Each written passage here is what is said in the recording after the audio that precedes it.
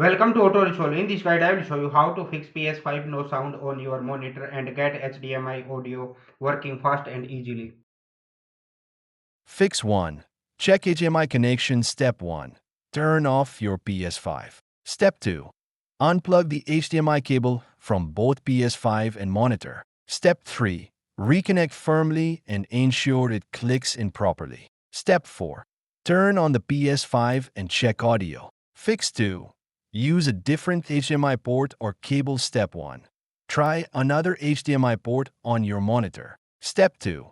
If available, use a high-speed HDMI cable that supports audio. Step 3. Turn on PS5 and test sound. Fix 3. Change PS5 audio output settings. Step 1. Go to Settings, Sound Audio Output. Step 2. Set output device to HDMI device, TV monitor. Step 3. Check HDMI device type is correct, TV or AV receiver. Step 4. Set audio format, priority, to linear PCM or bitstream, Dolby. Fix 4. Enable HDMI audio on monitor. Step 1.